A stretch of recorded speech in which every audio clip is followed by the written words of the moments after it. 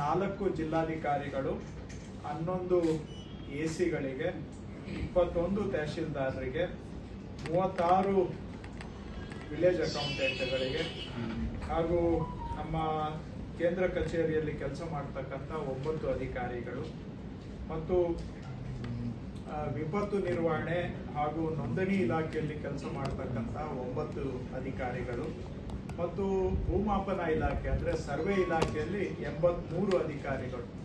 ಇಷ್ಟು ಅಧಿಕಾರಿಗಳು ಅವರಿಗೆ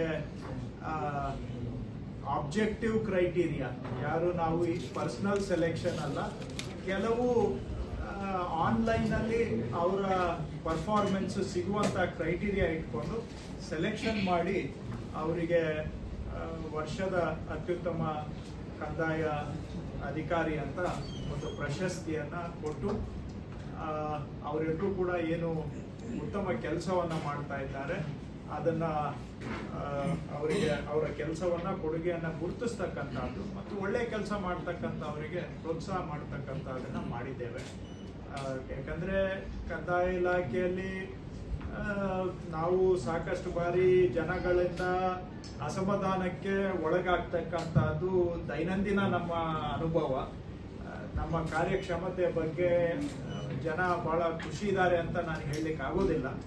ಆದರೂ ಕೂಡ ಅದರ ನಡುವೆನೂ ಒಳ್ಳೆ ಕೆಲಸ ಮಾಡ್ತಕ್ಕಂಥ ಸುಮಾರು ಅಧಿಕಾರಿಗಳು ಇದ್ದಾರೆ. ಮತ್ತು ಕಳೆದ 1 ವರ್ಷದಿಂದ ನಾವು ಏನೇನು ಕೆಲಸಗಳನ್ನು ಕೊಟ್ಟಿದ್ದೇವೆ, ಏನೇನು ಅಭಿಯಾನಗಳನ್ನು ಹಮ್ಮಿಕೊಂಡಿದ್ದೇವೆ, ಅದರಲ್ಲಿ ಏನಾದರೂ ಪ್ರಗತಿ ಆಗಿದೆ ಅಂದರೆ ಎಲ್ಲ ಅಧಿಕಾರಿಗಳು ಕೈ ಜೋಡಿಸದೆ ಹೋಗಿದ್ದಿದ್ರೆ ಪ್ರಗತಿ ಮಾಡಲಿಕ್ಕೆ ಸಾಧ್ಯ ಆಗ್ತಾ ಇರಲಿಲ್ಲ. ಹಾಗಾಗಿ ಅಂತ ಕೆಲಸ ಮಾಡಿದಂಥ ಅಧಿಕಾರಿಗಳಿಗೆ ಪ್ರಶಸ್ತಿಯನ್ನು ಕೊಟ್ಟಿದ್ದೇವೆ. ಇದೊಂದು ಆರಂಭ. ಕೆಲವು ಕೇಡರ್ಗೆ ನಾವು ಕೊಡೋಕ್ಕಾಗಿಲ್ಲ, ಯಾಕೆಂದರೆ ಇದು ಕ್ರೈಟೀರಿಯಾ ಮಾಡಬೇಕು ಅಂತ. ಅವ್ರನ್ನೂ ಕೂಡ ಯಾವ್ಯಾವ ವೃಂದದ ಅಧಿಕಾರಿಗಳು ಈ ಬಾರಿ ಅವರಿಗೆ ಕೊಟ್ಟಿಲ್ಲ. ಮುಂದಿನ ಸಭೆ ಅಷ್ಟೊತ್ತಿಗೆ ಅವರಿಗೂ ಕೂಡ ಕೆಲವು ನಿರ್ದಿಷ್ಟ ಮಾನದಂಡಗಳನ್ನು ನಿಗದಿ ಮಾಡಿ ಮುಂದಿನ ಸಭೆಯಲ್ಲಿ ಅವರು ಉಳಿದು ಹೋಗಿರ್ತಕ್ಕಂಥ ವೃಂದದ ಅಧಿಕಾರಿಗಳಿಗೂ ಕೂಡ ಕೊಡಬೇಕು ಅಂತ ನಾವು ತೀರ್ಮಾನ ಮಾಡಿದ್ದೇವೆ. ಪ್ರತಿ ವರ್ಷನೂ ಮಾಡ್ತೇವೆ. ಇಲ್ಲ, ನಾವು ಟಾರ್ಗೆಟ್ ನಂಬರು ಅಂತಿಲ್ಲ, ಅಂದ್ರೆ ಡಿವಿಷನ್ ವೈಸ್ ಕೆಲವು ವರ್ಕ್ ಅನ್ನ ಡಿವಿಷನ್ ವೈಸ್ ಪ್ರತಿ ಡಿವಿಷನ್ ಇಂದ ಇಷ್ಟು ಜನ ಅಂತ ಸೆಲೆಕ್ಟ್ ಮಾಡಿದ್ದೇವೆ. ಈಗ DCAC ಅವರಿಗೆಲ್ಲ ಇಡೀ ಸ್ಟೇಟ್ಗೆ ಮಾಡಿದ್ದೇವೆ. ಸೊ ಯಾರು ಒಂದು ನಮ್ಮ ಪರ್ಫಾರ್ಮೆನ್ಸ್ ಕ್ರೈಟೀರಿಯಾ, ಕೇಸ್ ಡಿಸ್ಪೋಸಲ್ ಆಗ್ಬಹುದು, ಸರ್ವೆ ವರ್ಕ್ ಅಲ್ಲಿ ಸರ್ವೆ ಪ್ರಕರಣಗಳನ್ನ ಮಾಡಿದಂತವರು ಆಗ್ಬಹುದು, ಈ ತರ ಏನ್ ಕೆಲಸ ಆಗಿದೆ. ಅಥವಾ ಈಗ ಆಧಾರ್ ಸೀಡಿಂಗ್ ಮಾಡಿದ್ವಿ, ವಿಲೇಜ್ ಅಕೌಂಟೆಂಟ್ಸ್ ಬರೀ ಆಧಾರ್ ಸೀಡಿಂಗು ಮತ್ತೆ ನಮ್ಮ ಗೌರ್ಮೆಂಟ್ ಲ್ಯಾಂಡ್ ಇನ್ಸ್ಪೆಕ್ಷನ್, ಅವೆರಡೇ ಕ್ರೈಟೀರಿಯಾ. ಯಾರು ಜಾಸ್ತಿ ಅವ್ರ ಪರ್ಸೆಂಟೇಜ್ ವೈಸ್ ಜಾಸ್ತಿ ಮಾಡಿದ್ದಾರೆ ಅವ್ರನ್ನ 36 ಜನ ಸೆಲೆಕ್ಟ್ ಮಾಡಿದ್ದೇವೆ. ಈ ತರ ಒಂದೊಂದು ಕೇಡರ್ಗೆ ಆಬ್ಜೆಕ್ಟಿವ್ ಕ್ರೈಟೀರಿಯಾ ಅಂತೀವಲ್ಲ, ನಿರ್ದಿಷ್ಟವಾದಂತ ಮಾನದಂಡ. ಅದರಲ್ಲಿ ಯಾವುದು ನಮ್ಮ ಇಷ್ಟ ಬಂದಂಗೆ ಇಲ್ಲ. ಒಳ್ಳೆ ಕೆಲಸ ಮಾಡಿರೋರು ಪಾಪ ಕೆಲವರು ಇದರಲ್ಲಿ ಫಿಟ್ ಆಗಿಲ್ಲ, ಬೇರೆಯವ್ರು ಮಾಡಿಲ್ಲ ಅಂತಲ್ಲ, ಪಾಪ ಇದಕ್ಕಿಂತ ಒಳ್ಳೆ ಕೆಲಸ ಮಾಡಿದವ್ರು ಇದ್ದಾರೆ. ಆದ್ರೆ ಈ ಆಬ್ಜೆಕ್ಟಿವ್ ಕ್ರೈಟೀರಿಯಾದಲ್ಲಿ ಯಾರು ಬಂದಿದ್ದಾರೆ ಅವ್ರನ್ನ ಆಬ್ಜೆಕ್ಟಿವ್ ಆಗಿಲ್ಲ ಅಂದ್ರೆ ನಮ್ಮ ಇಲಾಖೆಯಲ್ಲಿ ಕೆಲಸ ಮೌಲ್ಯಮಾಪನ ಮಾಡೋದೇ ಒಂದು ಅಸಾಧ್ಯವಾದಂತ ಕೆಲಸ. ಆದ್ರೂ ಕೂಡ ಹಾಗಂತೇಳಿ ಮೌಲ್ಯಮಾಪನಾನೇ ಮಾಡಬಾರ್ದು ಅಂತ ಹೇಳುವಂತಹದ್ದು ಸರಿಯಲ್ಲ ಅಂತೇಳಿ ಅಟ್ಲೀಸ್ಟ್ ಒಂದು ಆರಂಭವನ್ನ ಮಾಡಿದ್ದೇವೆ. ಒಂದು ಇಲ್ಲಿವರೆಗೂ ಬಹುಶಃ ಯಾವತ್ತೂ ಆಗಿಲ್ಲ ಅನ್ಸುತ್ತೆ ಕಂದಾಯ ಇಲಾಖೆಯಲ್ಲಿ ವರ್ಷಕ್ಕೊಮ್ಮೆ ಈ ತರ ಕೆಲಸ ಗುರುತಿಸುವಂತಹದ್ದು. ಅದನ್ನ ಒಂದು ಸಂಪ್ರದಾಯವನ್ನ ಹೊಸದಾಗಿ ನಾವು ಆರಂಭ ಮಾಡ್ತಾ ಇದ್ದೇವೆ.